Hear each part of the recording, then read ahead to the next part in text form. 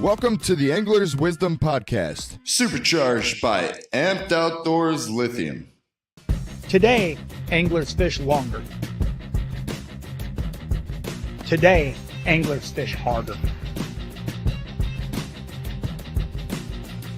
Today, anglers rely more than ever on their electronics. It all comes down to catching more fish, and today, anglers rely on Amped Outdoors lithium batteries, period.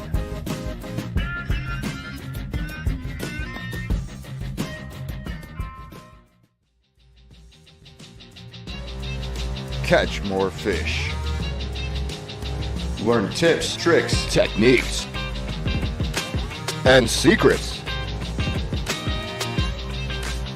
and decades of angler's wisdom. Welcome to the show. Oh, yeah! Yeah! Oh! Oh, that's a nice one. Yeah! What's going on, everyone? Welcome back to the Angler's Wisdom Podcast, where fishing is life, but safety comes first. I'm really fired up for this episode. This one is kind of like just a little bit of a round table or triangle, rather. We had some schedule conflicts, so. But what we're going to be discussing basically is the upcoming Barbie Rod Steelhead Derby that's held down on the Rocky River. And the whole purpose for this thing basically is to generate funds to host, kids clinics and community fishing events and stuff like that throughout the year through the Cleveland Fishing Fund. So we just wanted to kind of dive in and, see where it came from. Hear some, some awesome stories from past experiences and just kind of give you a glimpse of what to expect. So. What we'll do, I have Mark Warren and Tom Blotzer joining us. Tom is from Ohio Central Basin Steelheaders. He's the president over there. And Mark is very involved in the fishery. He does a lot of different things. I don't really know his official title. But I don't know. I would say, outdoor hero would be a good one, right? All right.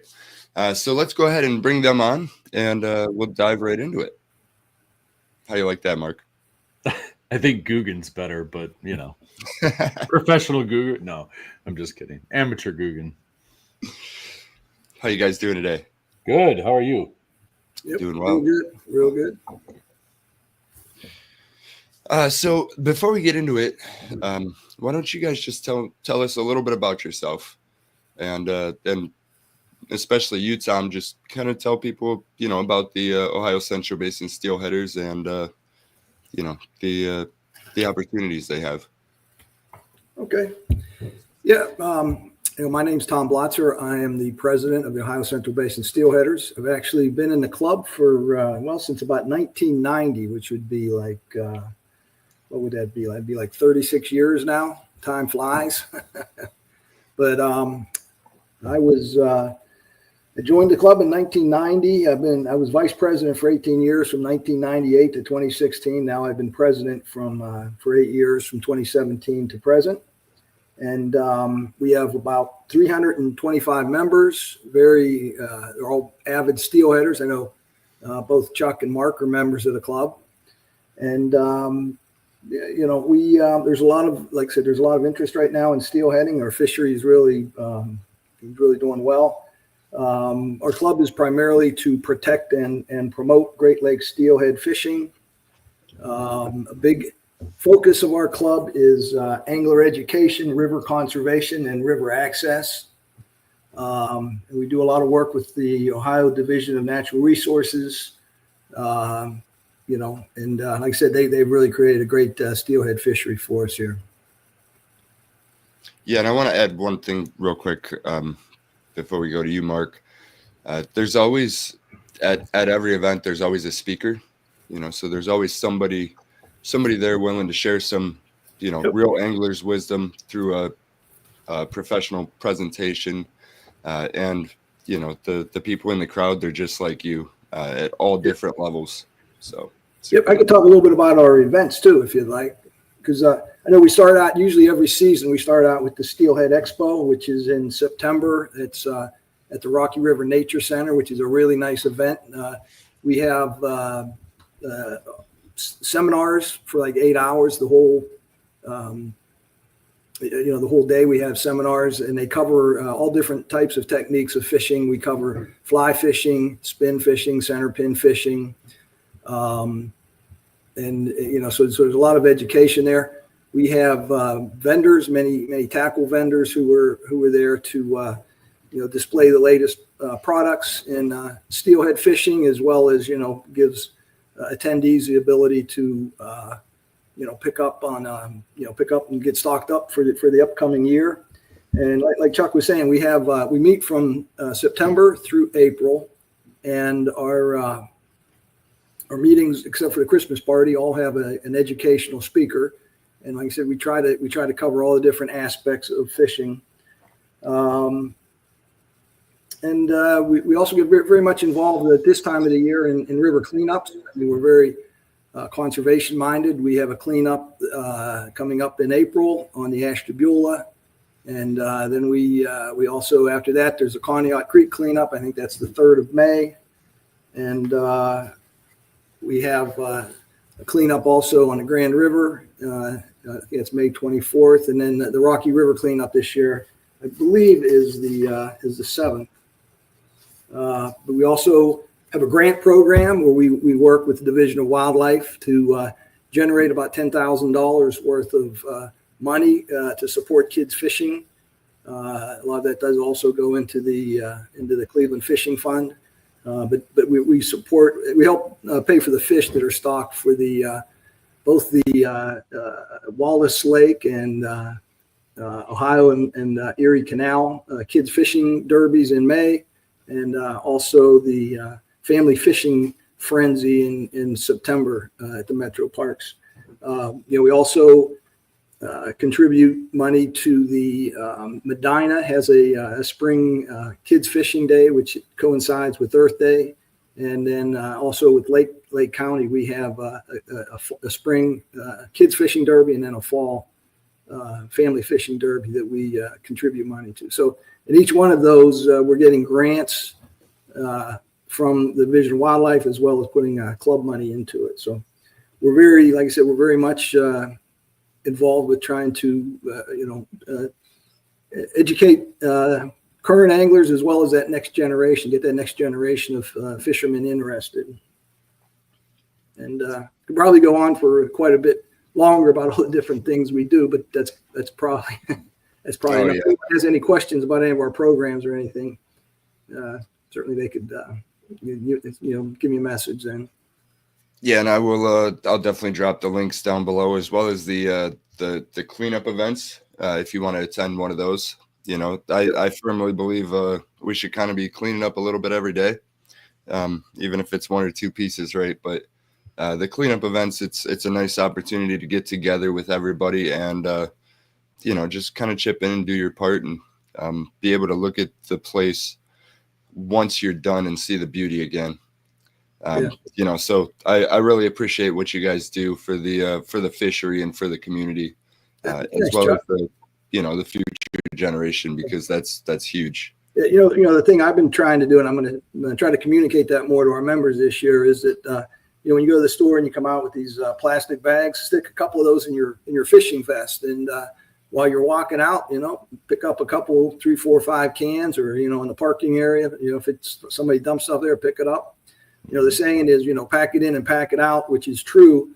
But I like to look at it as, even if you don't pack it in, there's plenty of trash there that you could carry out, if you want. We really do need to take care of our steelhead rivers. And actually, most of our rivers are designated as wild and scenic, a lot of parts of them. So, we really have some beautiful steelhead streams here in Ohio. We really do. Mm-hmm. We're blessed, really, with what we have around us, and the resources, the rivers that we are involved in. But on top of that, OCBS is just outrageously involved right? They do so much, and they do so much for not just the parks and not just the fishermen, but the kids.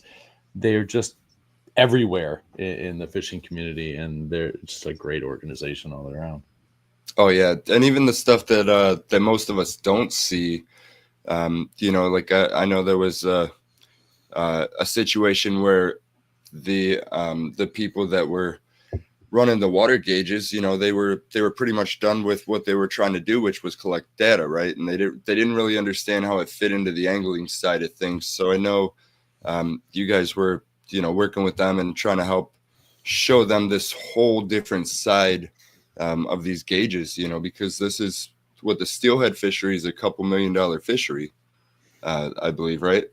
And it's even beyond the financial aspect of it. It brings a lot of people a lot of joy and a lot of peace. So, it's pretty awesome what you guys do. Sorry, Mike. Oh, you're good. Yeah, that was. And Tom mentioned the expo, which I look at the expo and the Barbie Derby that we're going to talk about as the bookends to the season, right? So I know it's time to go and get my stuff together and start in for steelhead season when I'm going to the expo in the fall. And then I know I'm pretty close to done with my season when end of March, beginning of April, we have the Barbie Derby.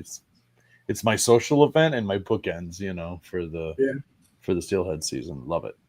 I think we still have a lot of good steelhead fishing this year, because I know we had ice out at the beginning of the month, and I've been out fishing there. It doesn't seem like we've had a big run of fishing yet. There was a lot of fish in the ash, right at the first week in March. But the rest of the streams, they seem like they just haven't. The fish haven't been coming in big numbers yet. So I think we still got hopefully another 6 weeks of good fishing left. Hopefully it'll go through like the end of April. I would agree with that. And then even after that, if you have a boat or a kayak and the right gear and stuff, you could target them offshore a little bit or in the harbors and just near shore for at least a couple more weeks. Yeah. That was a technique I used in the fall, and it worked out great. We didn't have a lot of rain, and the fish were in the harbors, like the Ashtabula Harbor. I caught a ton of fish up there in my kayak. And when you hook one in that kayak, man, it pulls you around. It's pretty much fun. Oh yeah. And in the fall like that, when they're coming in, they're like, they're full of piss and vinegar. They're all they're frisky, nice silver, ready to fight. Yep. I still haven't caught one in a kayak, so I gotta get with you too. Take my yak out in the fall next year. Yeah. You could really start catching them like Labor Day weekend, usually Labor Day weekend on. Right. You got a couple of good months there. All right. Well, pencil me in, guys. I will definitely. Yeah, definitely. I take my kayak out floating, right? So that's actually the picture that you see behind me. That's floating the Chagrin about a month and a half ago. But I haven't done a lot around the mouths and that sort of thing early on. So that would be a blast. Looks like I will. You guys know it's a fun time. No, we'll make that happen after the show. We'll plan that before I let you guys go. Rock on. So Mark, tell me a little bit about yourself. I know you've been helping out with not just OCBS, but a lot of different aspects in the fishery, including the Barbie Rod Steelhead Derby. Right. Yeah. So I got involved with the Barbie Derby very early on in my steelheading career, if you will. I'm a transplant, and I've been in Ohio since 2002. Spring of 2002, I came down. I have quite a few kids, so they were all fairly young at the time, and I know we've been here quite a few years, and I used to fish a little bit when I was a kid, but that was, just a little bit of pan fishing here and there with grandma and grandpa kind of stuff. And now I realize that up in Michigan, where I was from, I missed out on a lot of opportunities that I just was unaware of, but moved down here. we were bored one summer, and I was trying to think of things to do outside with the kids. We had the Metroparks. I'm on the east side, so we were over here by the North Chagrin Reservation. It's just a hop skip for me. So we went out there, and I took a couple of little rods, cheap rods with the kids, got some worms, headed out. And we actually went to Strawberry Pond. I don't know if anybody's familiar with that, but that's over there in the North Chagrin Reservation. And they've recently rehabbed it. It's great now, but at the time it was pretty much weeds, but the kids were catching a little bitty bluegill and having a good time doing it. And I spent most of my time, setting them up and taking them off and putting them on. But I at that moment I realized, gosh, I've been missing out. I really miss fishing. That was a lot of fun when I was a kid. And so, I started getting bit by the bug, if you will, and started looking around for other opportunities and maybe some bigger fish and some better stuff to go after. And I found, of course, the Chagrin River's right there. Started doing a little bit of research, and all of a sudden I come to realize that there are these giant trout that come in the fall. Had no clue, right? I've been living here for 5-6 years at least, and had no idea that our rivers contain those type of trophy angler, type of fish. So it was kind of an eye opener, and I started trying, and I've been hooked ever since.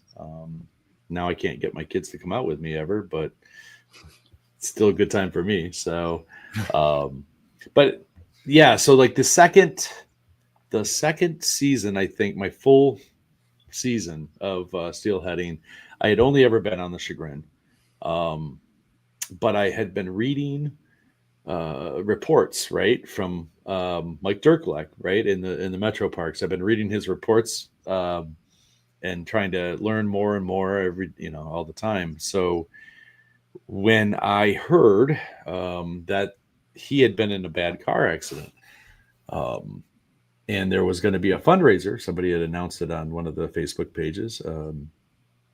I said, gosh, I feel like I should, go, and I should try to support, because this guy's been, feeding me information for months and months and months now.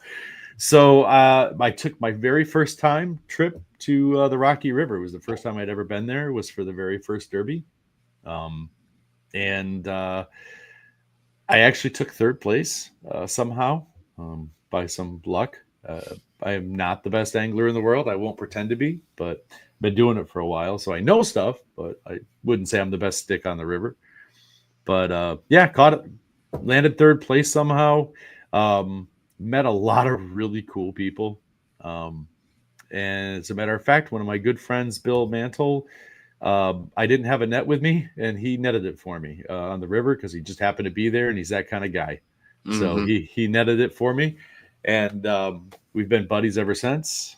And I want to say a year went by, and I was like, I want to do that again. I want to do that Derby again. And so I started reaching out to some of the guys who had originally started that as a fundraiser for Mike. And so I started bugging them, like, hey, when are we going to do that again? When are we going to do that again? And finally, one of them said, if you want to do it, you do it. And I said, well, okay. So I started thinking about it, and what the heck? So I grabbed a bunch of other people who had been doing it, who I had met through the Derby, and we started it back up again, right? And as a matter of fact, Mike at that point was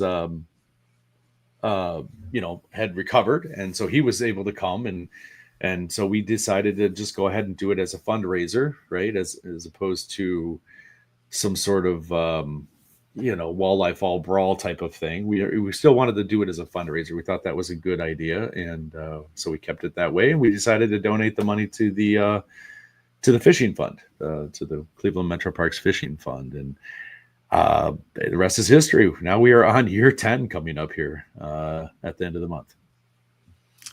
That's pretty incredible, and I often think that we live in one of the best fisheries in the world, and a lot of it has to do with the people, and I mean, just like you guys, if it wasn't for people that cared and people that seen the value in something like this, we wouldn't have these things, right? It's pretty pretty incredible. Yeah. Yeah. So tell me what it's like. Were you going to say something, Tom? No, I was just going to say, what else is kind of incredible is to try to catch a big, steelhead on a Barbie rod too. I know I like to use my 13-foot center pin rod. It's got a lot of give, but when you're fishing with a Barbie rod, it's a whole different ball game there. Oh yeah. I think we have a couple of pictures. Phil, if you want to throw a couple of those pictures up, just so people can see. I mean, it was Dominic. It is a kid-sized rod. Yep. Look at that. The fish is almost bigger than the rod. Right. Yeah. So it's not the easiest thing to do. No, it's not. It's quite a challenge. You like Tom was saying, they don't have the give, that you get with the other rods. They're very, 13-foot. It's a very forgiving rod, right? And it allows you to fight them without having to go too heavy on your line and all of that. These don't give you that at all. They also don't give you much radius to set a hook. If you think about it, you got a 13-foot, you can really move that a good solid distance when you're setting that hook. When you've got one that's 36 inches long, I watched, the first few years, I got a real kick out of it, but you would watch people go to set the hook and run with it. Right. So like you pull back and then you run the opposite direction as hard as you can to get all the slack out, to get that hook set in. So it's not easy. And then you run back down when they start pulling because you don't have any kind of real drag on those rods. Chase it down the river. Right? Yeah. So they're kind of they're fishing for you at some point there. You're at their mercy. So sounds like a great time. It's a good time. So over the years, I'm sure there's been some crazy situations and incredible feats. If you can think of a few, what would they be? Oh, let's see. I'm trying to think. To be honest with you, every year we get a number of I had a huge fish, right? We've been waiting, right, for one that gets above 28, which is a Fish Ohio size, right? We've been waiting, and I know there have been a lot hooked, but to land it is a lot harder, right? And so every year you get those heartbreak stories, and I try not to be like, yeah. I believe them. I really do, because I know that every year there's at least a couple of people who are like, man, it was one of the better fish I've ever hooked into, and I just could not land it. It broke me off. My rod fell apart. I know the first year I fished, I think I was behind the golf course all by myself. And I was so excited to get started, and I'm fishing, and not even 5 minutes in, the whole entire reel fell out. Just the whole thing just fell out. And so I had to pick it back up. I had to restring everything. And every year somebody's reel, because these reels are, they're closed reel, right? They're a closed spinning reel. And they have almost no drag to them at all, and they're made cheaply. Obviously, they're very inexpensive. Every year, somebody comes back 1 hour in and says, "Well, my rod blew up. It's gone." So we keep extras up at the pavilion every year for that reason, because I would hate to think that somebody put their money in, decided that they were going to spend their day fishing in this tournament, and now they're just out. I hate to see that. Right. So we actually had one gentleman who was he was big into YouTube, and he had like a YouTube channel, and so he made this whole awesome video about it, but he had gone up quite a ways from the starting point. So he wasn't anywhere near the pavilion that we were at, and his blew up like right off the bat. So then he actually has video of him going in his waders, going into a Walmart, the closest Walmart he could find to buy a new rod, get re-rigged up. And he actually placed that year, if I recall. So, and there is a Walmart up the hill on, what is that, Brook Park Road, if you need one, right? yeah, I think so. Yeah. Yeah. So that comes in handy, I guess. Yeah, one other thing I would have to add to that is, what did I say? Well, OCBS, this will be our third year. Once the Metroparks got involved with it more, we took over primarily the raffle we run, and it's each year there's about $10,000 worth of very nice prizes.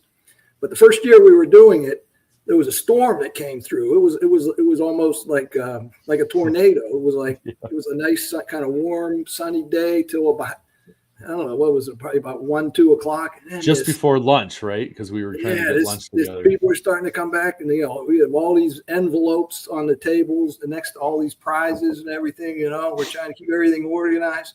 And all of a sudden, we have these 60 miles an hour winds coming through, and it was raining coming down in sheets, and we're trying to keep all the everything dry and keep it from blowing away and chasing stuff down. It was there were like trees around us that started falling over. Yeah, it was intense. It was intense. Intense storm. We're all standing like this, holding everything down that we could grab. It was a lot. Yeah, but as far as heroics go, there's one story that I do tell, and I think Mike Jerkolek really likes to tell the story too. But we had a kid come, literally rode his bike down, and this is when we were still holding it at the pavilion down by the marina, right? Oh, so right down there. Necklace. So he rode his bike down. Well, the rivers were blown out that day, and because you can't control the weather, right? Sometimes it's great, sometimes it's low, sometimes it's muddy, and you do what you can do. But that year we had the Metroparks had stocked trout in in Wallace Lake, and so it had been fairly recent. So we said, if you would like to, you can fish the Rocky, And I told people, I said, hey, listen, Wallace is open for today because it's so muddy, right? It was chocolate milk. Oh yeah, I remember. And so I even told people when I read the rules off, and I said, you can go to Wallace. I said, but I'll tell you right now, the ones stocked in Wallace are going to be smaller, right? But at least you can find some fish. If you are able to hook one in the Rocky, you're going to win it, right? Like if everybody goes to Wallace. I'm just telling everybody right now. Well, the kid rode his bike down, so he had no way to get to Wallace Lake. So he set up shop down near the marina in the muddiest of water. I mean, there was debris coming down, and he sat there all day and fished it and finally hooked into one and took first place because he was the only one who did it. Well, that was pretty cool. That was pretty cool. How old was he? He was, I think, 17 at the time. 17. Okay. Yeah. I mean, he was, I think maybe, I think he was right around there. So, yeah. But rode his bike down and won the whole thing because he was stuck at the river. Well, that's good. That was good. Yeah. It's definitely a good story. That's for sure. So, but it's a great time. And you also have what is it called? The biggest sucker? What'd you call me? No. Actually it's a funny one. It's a joke kind of, so to speak. But we tell everybody if you get a sucker, because this is the time of year when they start coming in, if you get a sucker, take a picture because you might win something. And sure enough, every year we have the biggest sucker award, which you would think you don't want to win, but you get a giant bag of dum-dums and a certificate that says something to the effect of, you really aren't great fishermen, all you can do is catch a sucker. But I put there like the scientific name, which I can't recall off the top of my head, and says, so therefore you are the biggest sucker. But it's a coveted prize, I tell you. Sure. Yeah, so that's a good time too, because there are many years like this year, like you said, Tom, the rivers probably are going to continue to get a good fresh push all the way in through April, right? I would think, based on what the weather's been doing. But there are years where it is low and clear and warm, and you just, you get more suckers than you get steelhead entered into the derby, which it'll happen. I actually caught my first sucker today. I was fishing the Ashtabula. Caught a steelhead, but I caught my first sucker. It's pretty early for me to catch a sucker. A week and a half ago, I did a float on the Grand, and I caught 2 suckers. One, I swear, was 10 pounds. Massive sucker. I thought I had Goliath on, because it just felt like a dead log. It was so big, but yeah. That 36-inch steelhead you've been looking for, right? Right. Yeah. I'm like, oh my gosh, turns out it's a foul hooked red horse, but what are you going to do? I was excited for a minute until I realized it wasn't shaking like it should. Yep. We've had mild winters the last couple or 3 years. Actually, I saw on the weather. Actually, our last 10 years have been actually warmer than normal. But this past year, we really had a normal freeze up. We actually had the rivers were pretty much from January 1st through pretty much March 1st. They were pretty well frozen up, and a lot of slush. I mean, you could still catch them a little bit, but usually when you have that, once you have ice out, which we had a couple weeks ago, usually those first couple rains, like we had a rain last weekend, it's raining a little bit out there today. I really think these next couple rains are going to bring in a ton of fish. So there should be a lot of fish, hopefully, in the river, in the Rocky. Knocking on wood here for the end of this month. It should be prime time, I would say. I agree. So I can't even imagine catching a steelhead on a Barbie rod or a kid style rod. I mean, they are just pure muscle. So it's got to be quite a challenge. Is there any tips that you could give to people if they try it that might maybe give them a little bit more of a chance to not just hooking into a fish or finding a fish, but also landing it? Well, yes. Since it's just us, I'll tell you the truth of it. No, I'm just kidding. So here's what I suggest, and again, like I said, people run upstream or down, what I mean, to away from the fish to set the hook, because let's face it, you're trying, usually if you're floating, right, if you're doing a float down the river with it, it's difficult to mend your line when you have a very short rod like that, right? So you end up with a bow guaranteed every time, right? There's always going to be a bow, and you have very little pickup with that rod. So don't be afraid to be ready to do everything you can to get that hook set. That's a difficult one. And then the other one is, don't be a hero and stand there in one place and fight that fish. You're probably better off moving along with it, at least to start, right? Until it starts to wear itself down a little bit, because you can only put, I think I've heard people put 10-pound mono on theirs, but that tiny little reel doesn't allow for a lot of line, right? So, and there's only so much space. So 10 pounds is about as much as you can do, and you're not allowed to use braid. That's in the rules. You're not allowed to use braid. And so you're going to have to do some things to manually let that fish fight, you know what I mean? As opposed to what you normally would do, which is, just let that rod do a lot of the work. And then the second thing is have somebody with you with a net. Long-handled net is going to help you a ton, because again, even with a 13-footer, it's hard to get it in close enough with a short-handled net that you can net that fish. We've all been there, right? Where you can't quite get it in, and it's, you're trying. So a longer-handled net is going to help you a ton, and having a partner with you to net that fish, one that you trust, isn't going to knock it off on you. I think that's probably key, right? How about rigging? Is there some special tips you could give people on the rigging part of it? Great question. So again, if you're planning on floating, now I will say that last year we had a few people who did pretty well not floating. So we're traditionally used to, when you're doing a spinning rod or you're doing a center pin, you're floating that, right? You're trying to get that drift fish down. It's hard to do a drift. So I know some people are throwing hardware now.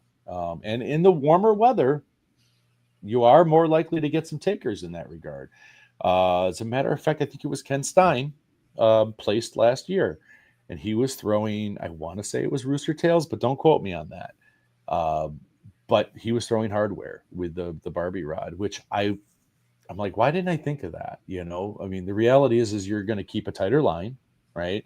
You don't have nearly the problems that you're going to have by trying to get a drift. So Right. That's a good strategy if you're used to throwing hardware. Sometimes it's a confidence thing, though. If you're not used to throwing hardware, you don't have that confidence. Go with what you do know, right? So if you are going to float, a slip float is your ticket, right? Because you've got 36-inch rod. So obviously you can't adjust that much further, because if you get too far, you can't cast that thing out with a small rod like that. So a slip float is probably the best way to go. If you're going to be fishing water 3 to 4 foot, or more, I would recommend a slip float. Yeah, that's good. There's a casting technique that I used to use with a Barbie rod too. It's almost like a lasso. It's like you kind of hold your button down, then you kind of go above your head and kind of twirl it like this and get it going, and then you can. I've got to get this on video, Tom. I want to see this. That's a pretty good way. I'll show you at the tournament how I do that. I'll take you up on that. I want to see this. You It can get a sounds lot more cool. distance like that too. I'm sure. Another technique too that people use that might be a good idea is bottom bouncing too. You can get to a pole, cast it out with no float.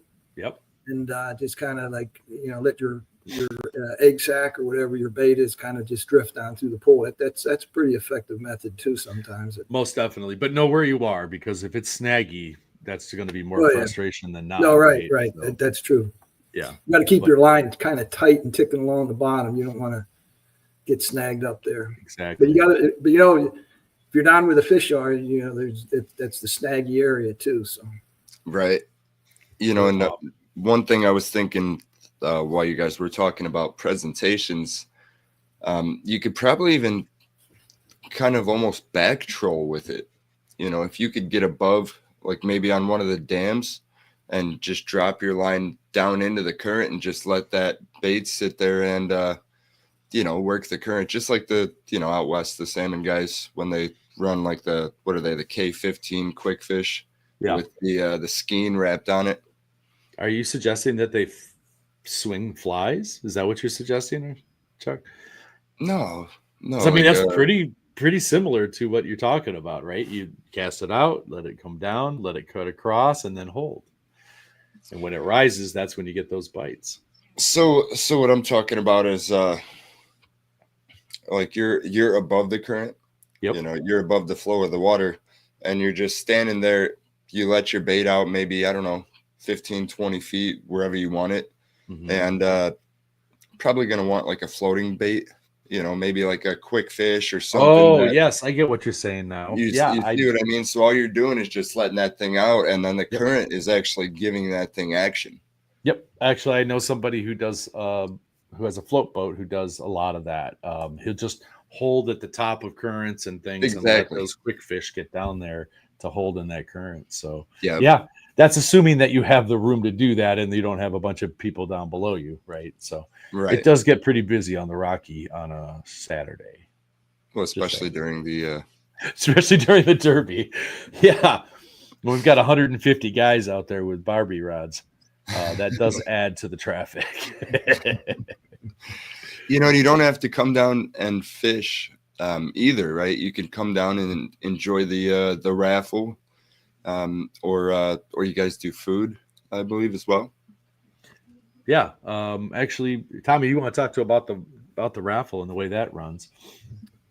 Sure. Yeah, and you can see that picture there was of the raffle, and basically there's quite a few different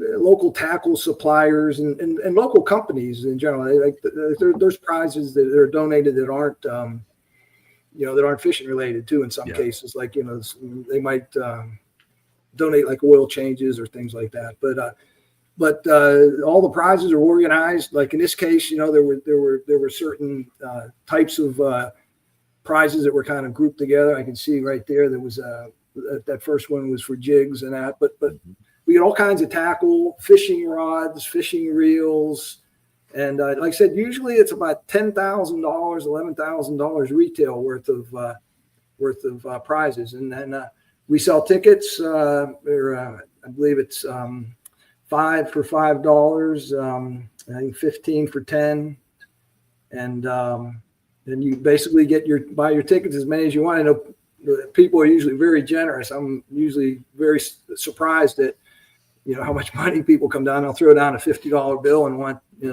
however many tickets that gets you, 75 tickets or something. But you go around and each group of prizes has a bag. It's like a Chinese raffle is what it is.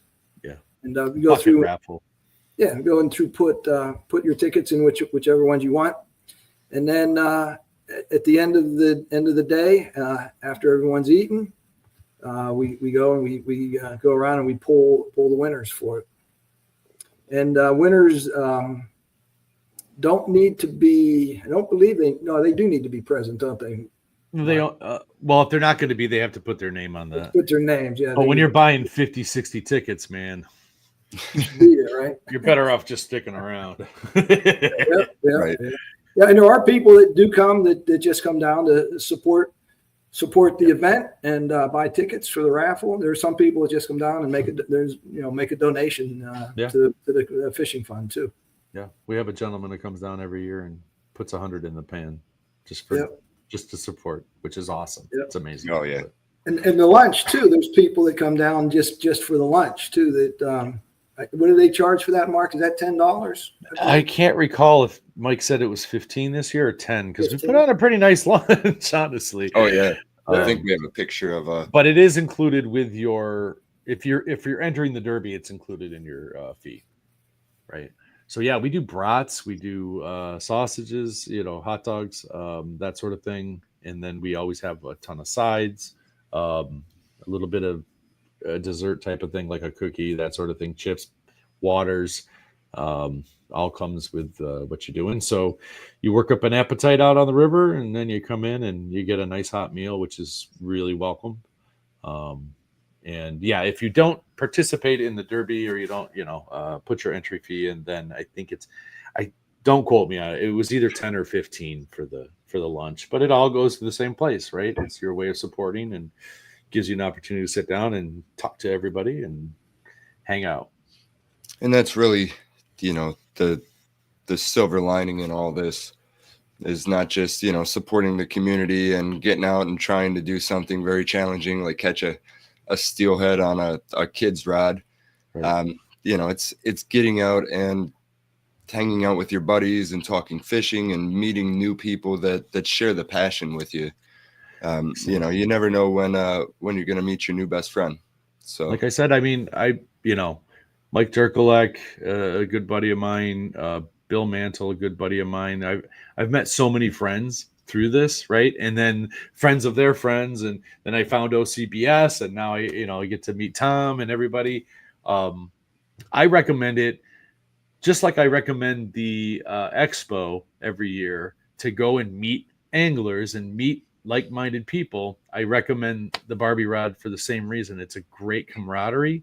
There's always folks who are willing to help each other out there. There's people who want to talk and, compare notes and have a good time. And you get an opportunity to meet all those people who not only are into, steelhead fishing, but also are into supporting the Metroparks and the resources and taking care of the resources we have. So it's a great opportunity to meet people if you're new to it, see old friends if you aren't new to it, and generally it's just a great day. I don't know anybody who walks away sad after that.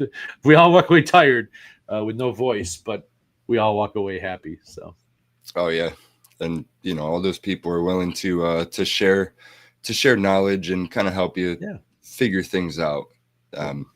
It's one thing to share secrets in Facebook groups and social media and stuff like that, but it's another thing when you're on the river. There really is no rules. So it's definitely something everybody should do, as well as the OCBS meetings. You don't have to be a member to attend those. And I believe there's East Side and West Side meeting dates. So, depending on where you're at within Steelhead Alley. Yeah, they alternate. Yep. Yeah, we do. We there's a lot of guys that, they're East Siders or West Siders. They don't like to cross the Cuyahoga River. I'm not one of them. I'm all over the city usually. But we have our East Side meetings are at the Firehouse in Willoughby Hills. And our West Side meetings are now at the Emerald Necklace Marina Cafe. Both are very nice facilities. They offer food and beverages. And, we have audio visual there for the speakers to make their presentations. And it's a very comfortable, both are very comfortable locations. Yeah, if you've never gone to an OCBS meeting, you're missing out. You've got to go. Yep. And like I said, everyone is welcome. You don't have to be a member. We don't check at the door to see who's a member and who isn't. You just come in and, mingle and network with everybody. And that's a big thing about belonging to a club is, you get this group of friends that you could network with. You could kind of figure out, new techniques or, where the fish are or, where the fish aren't sometimes too. But I'm kind of like Mark. I moved here from Pittsburgh in 1987, and I didn't know anybody. So I saw in the newspaper, hey, there's this big steelhead run, Thought, I'm kind of like Mark. I used to go to Conneaut Lake in the summer with my grandparents and uncles and go fishing. And I thought, you know what, I'm right here by Lake Erie. I'm going to get into it again. So I went out and started to steelhead fish with one of my friends, and I joined OCBS, and I've met hundreds and hundreds, maybe even thousands of friends over the years. And it's really it's been great for just learning and meeting new friends. Yeah. Yeah, it really is, and the vibe in the room is it's welcoming, and just a group full of people that love the sport, people that love seeing other people enjoy it too, so definitely check that out. Yep. So if you could consider, or if you could label what would be the holy grail of steelhead conditions, then I guess we can just specify for the Rocky River, because I know different rivers will fish a little differently. Sure. What would it be, and how would you adjust? Depends on the time of year, I suppose. But this time of year, where we're talking about 300 and dropping usually is good, and below 20 on the turbidity is about as good as you're going to ask for a derby day, right? So, right. The gauge I don't fish the Rocky that much. The gauge, I know the gauge isn't working right now. No, you know what it is? I thought it was broke, but actually they're fixing the bridge there by the nature center, and that's right where the gauge is. So they disabled it. They disabled it. Yeah. So oh boy, that might be a while yet. So we don't know if it'll be back or not. Yeah. We'll have to do it the old-fashioned way. Yeah, go down and take a look at it. But yeah, no, what you really are looking for, you want to have good flow. And, we get a big rain event, the river is going to turn, like a chocolate brown, and it'll be high, and you could still catch fish then. Like that one guy that Mark was talking about earlier on. It's tough fishing. You could fish hard all day and not get a bite in that conditions. But as the river clears, it'll turn from that brown to a real nice, like a pea green color. And you'll have about, 18, 24 inches of visibility. Maybe, that's about what you'd consider prime, I think. Yeah. and you could read the water a lot better then too. You could look at it and you could see like the darker areas or where the deeper holes are, where the fish might be holding. But that's really what you'd be looking for, I think, on Derby Day to really have the prime conditions. Yeah. Oh yeah. And I think for the most part, it's warming up at that point. So you're going to be looking for fish that are probably moving, right? You're not going to look for the deepest, darkest hole that you can find, right? Necessarily. I mean, sometimes that pans out for you, but often when the water's warmer and they're really active, you're better off targeting pools below riffles, for the ones that are staging up, ready to come up and do their thing, right? So they're a lot more active. So don't be afraid of hitting smaller, shorter water, right? Oh yeah, the fast water. You're right. In the springtime, like when the Derby will be, the water temperatures will be up in the 50s. They'll be in the fast water. But the thing is, there will be a lot in the fast water. But you still have fish that are coming in that are kind of like they'll kind of hold for a while sometimes in some of those holes, like above and below the fast water before they'll stage up and wait before they're ready to spawn. And then after they spawn, they drop back into those holes and they'll feed pretty well before they head back to the lake. Actually, the dropbacks, there should be a fair number of dropbacks there at the end of March that are, usually voracious feeders. It'll be easy, I should say easy, but easier. They're hungry at that point. Yeah. Yeah. They're ready to cooperate.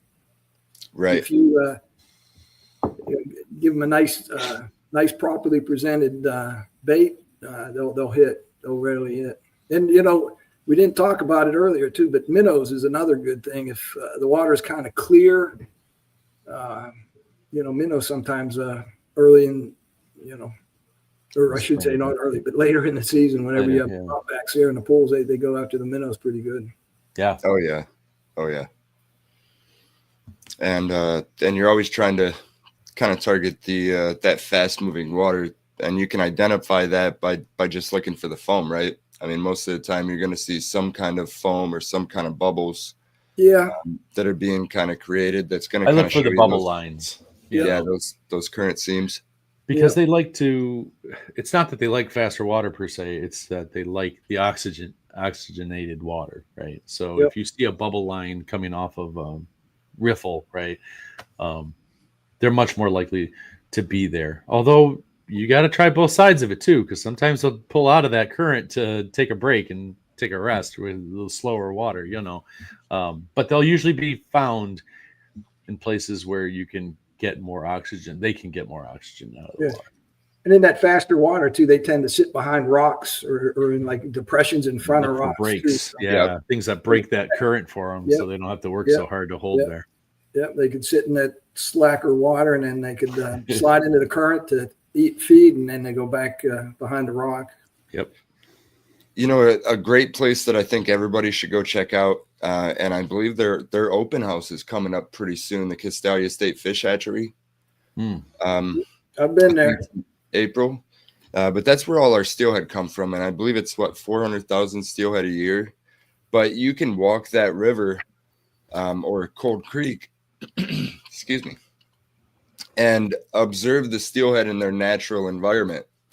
And one of the things that I noticed when I was there is you have these grass mats, and then you'll have like a little bit of a hole, and these steelhead, they like to drop right down in that hole right below that current, so that they can just come out, ambush their bait real quick, hop back down in their little hole, or eddy or behind a rock, and out of the way. That way they're not extending or expending more energy than they're getting from the meal, right? Makes sense. Yeah. I've not been to Castilla. I've been wanting to go to Castilla for quite a while, but I haven't.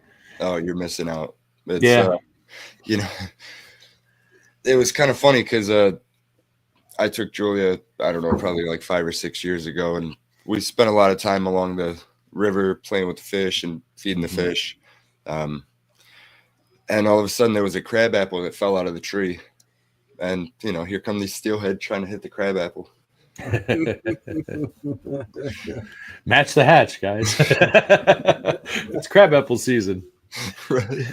Yeah, I I know OCBS was involved with trying to advocate for purchasing Castalia back. It was 1997. They actually bought Castalia. It used to be a private, like a fish farm where they raised trout, and they went bankrupt. And they were able to buy it for only $1.35 million. And they got a great facility. And then they renovated it and improved their egg rearing operation, and they opened a newly renovated $7 million improved hatchery back in 2012. And we were at that for the dedication.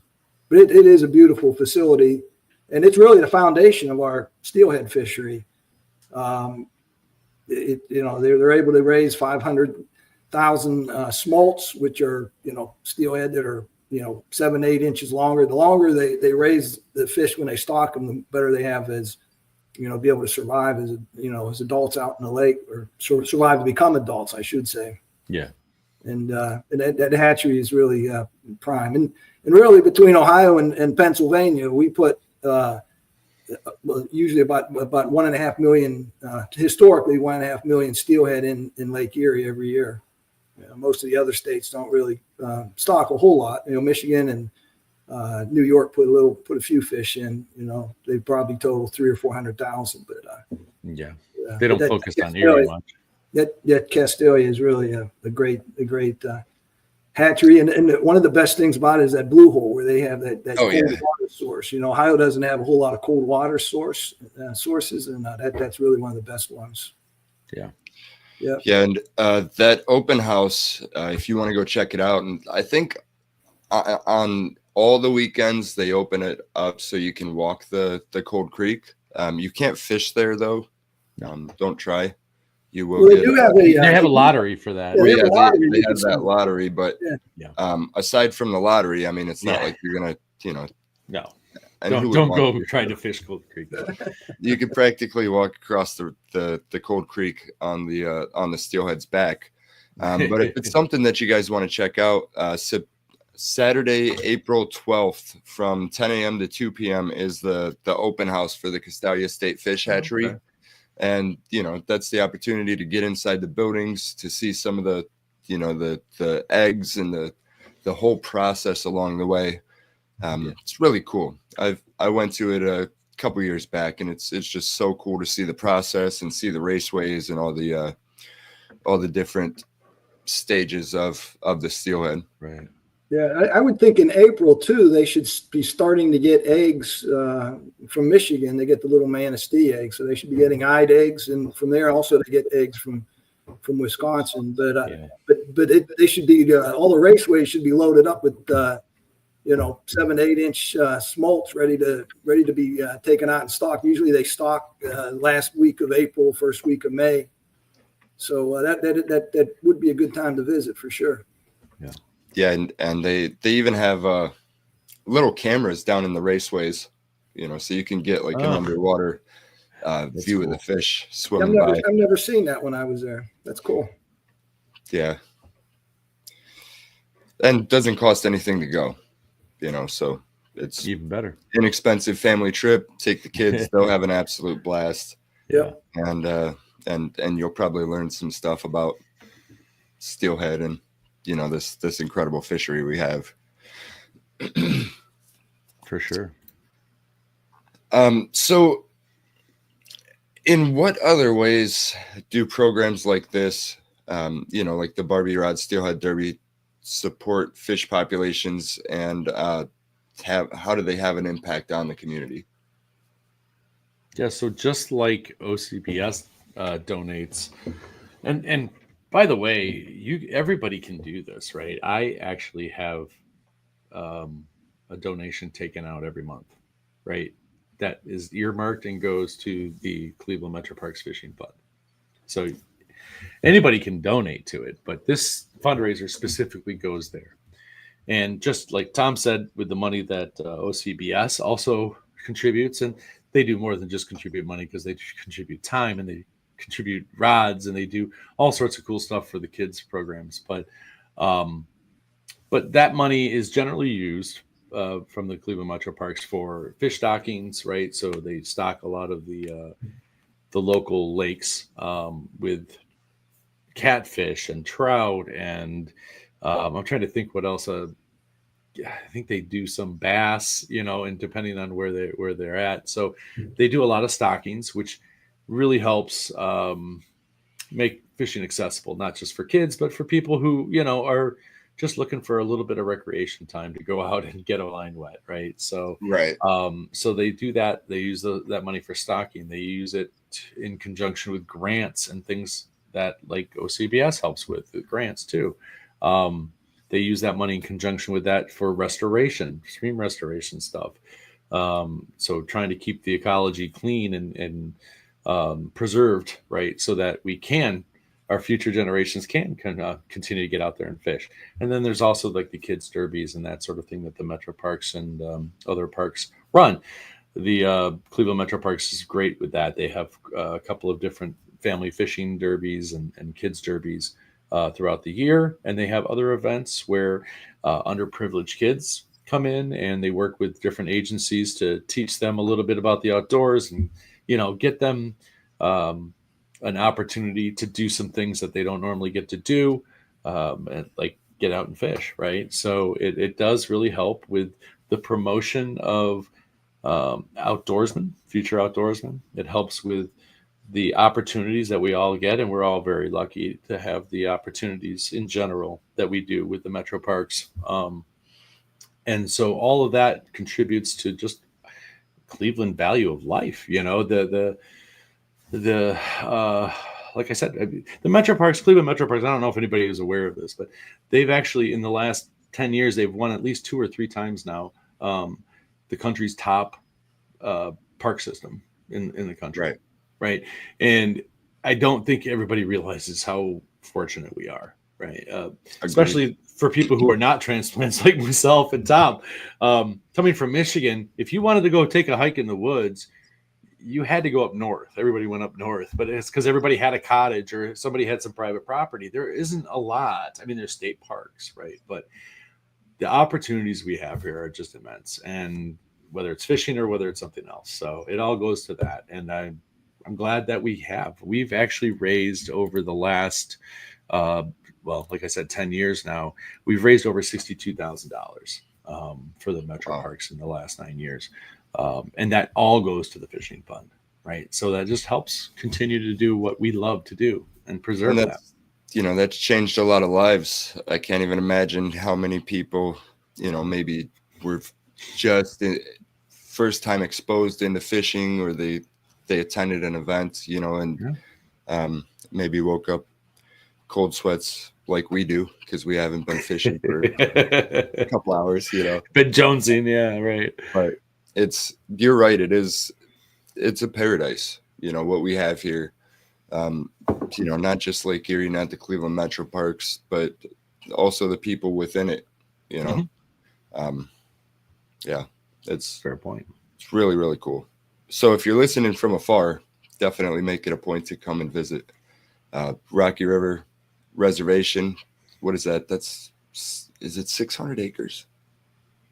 Oh, I don't know. But it's a long stretch, that's for sure. Yeah, the whole stretch most of the stretch of the lower river is all, public. It's definitely as far as I know, it's the largest amount of public land on a river in Ohio that I'm aware of. Yeah. There's just nothing matched like that. So the fishing access is just unmatched.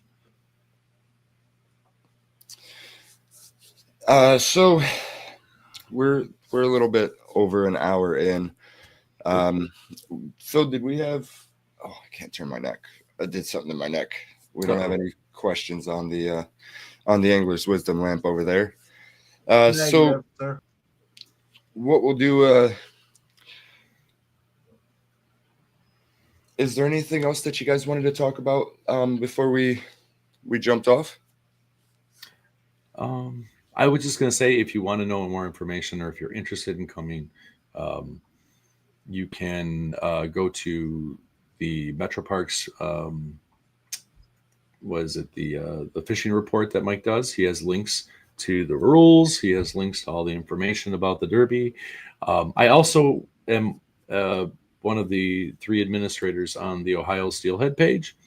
If you are on Facebook and you are there on Ohio Steelhead, I'm one of the 3 administrators. Feel free to reach out to myself, Bill, or John Brochu, actually, because they're all volunteers in this. And those are the 3 administrators for Ohio Steelhead Facebook page. And they're all great guys too. So they're more than happy to answer questions and help you out. So feel free to reach out to any of us or just ask a question on the page. We'll be happy to try to get people will answer. Trust me. Oh yeah. Cool. Well, before we let you off the hook, we're going to reel you back in for one last piece of angler's wisdom. And we're going to double this up since there's 2 of you. If you had to choose just 1 or 2 key pieces of angler's wisdom that you've learned over the years, whether it's something you've experienced or you've learned through an experience, or something that was a valuable lesson that was passed on from an outer or a mentor, what would they be, and why do you think they're so important for other anglers to hear? This is showing up is half the battle, and probably more than half the battle. It's like you can't catch fish sitting on your couch at home. You can't catch fish driving in your car, cutting your grass. What you got to do is you got to take the time and get out on the river and learn it. Learn where the holes are, learn where the fish are holding, and really just get out there and do it. I mean, that's, like I said, that's really, and I know a lot of times, you get up in the morning, I got all these things I need to do, and I'm tired. It's like, don't let the work get in your way. Go out and go fishing. Even if it's for an hour, and even if, take some time for yourself in this busy world we have. Like, I'm retired now, but I'm still pretty busy, but take time off for yourself. Life's short. You need to get out there and enjoy yourself. And if you like fishing, man, just try to take as much time as you can to get out there and fish and enjoy the outdoors and enjoy the resource. I like that answer. Yep. So I know that the first year I started steelheading, it was crazy, and I was so intense about it, right? I wanted to know everything. I wanted to do it. I was out 3 or 4 times a week. I mean, I was before work, after work, weekends, it was crazy. And I was like, I was dead set on getting 100, in the season and that sort of thing. And then at some point I realized, I'm standing in the middle of the woods, surrounded by this, right? The trees, the water, the bald eagles flying overhead, the wildlife, whatever. Don't forget to stop and look when you're out there, because sometimes we get so focused on being, I got to catch a big one, or,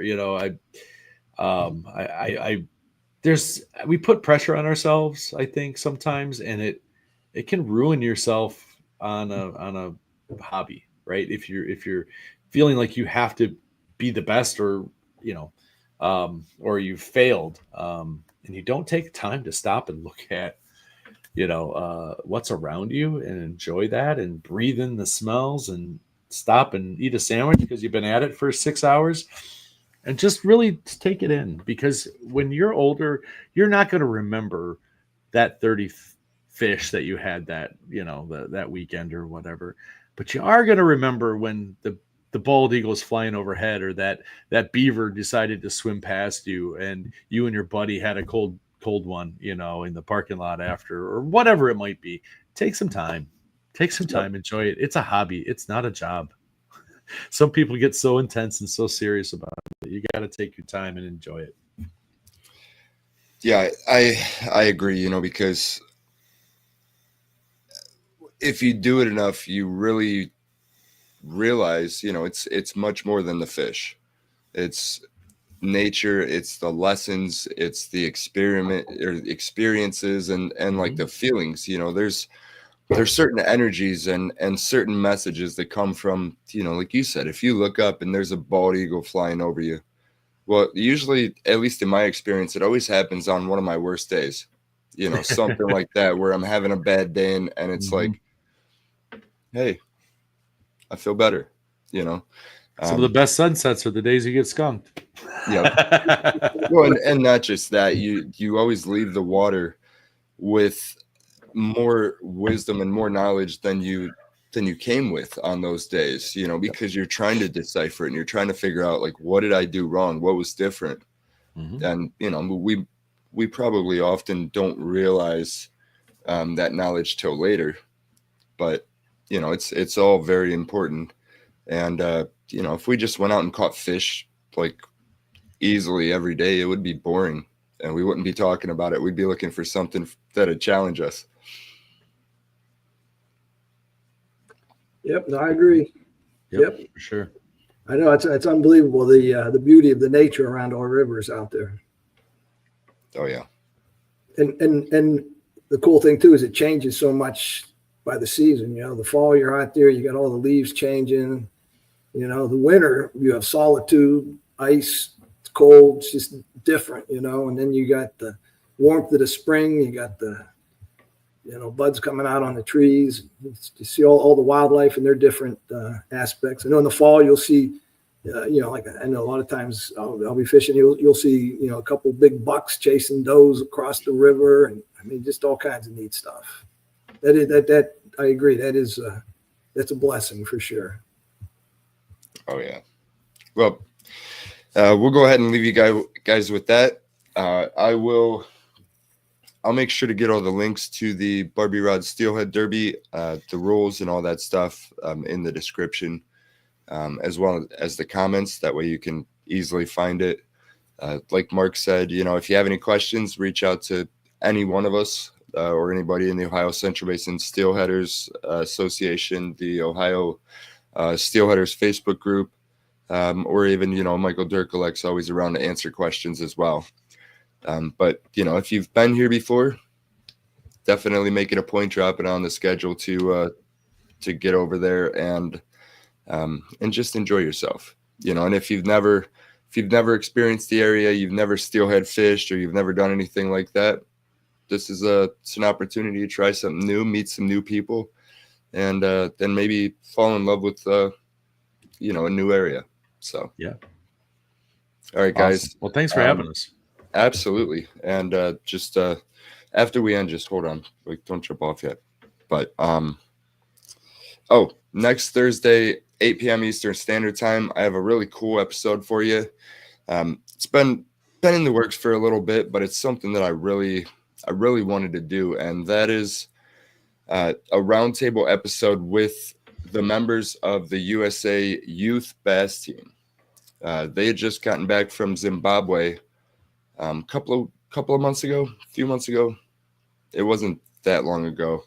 But these are young athletes, young anglers that had the opportunity to go on the other side of the world and, fish with people of different cultures and different waters. And so we're just going to bring them on and first of all, go through their experience, but also highlight, this incredible opportunity for the youth, because I've competed in 2 world championships, and I honestly wish that everybody would have that opportunity.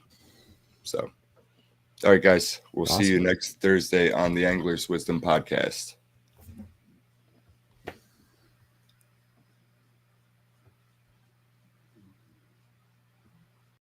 Thank you for joining us today on the Angler's Wisdom Podcast. We hope you got some good insight out of the show and learned something new. Don't forget to go over to ampedoutdoors.com and support the title sponsor of the show. Follow them on social media and just show them some love. And lastly, head over to LakeErieKayakFishing.com and check out all the many resources as well as opportunities to book an unforgettable Lake Erie kayak fishing adventure with yours truly. You can also get yourself a Lake Erie kayak fishing gift card, the obsessed angler in your life. And remember, fishing is life, but safety comes first. Thanks for joining us today, and we'll see you next Thursday live on the Angler's Wisdom Podcast.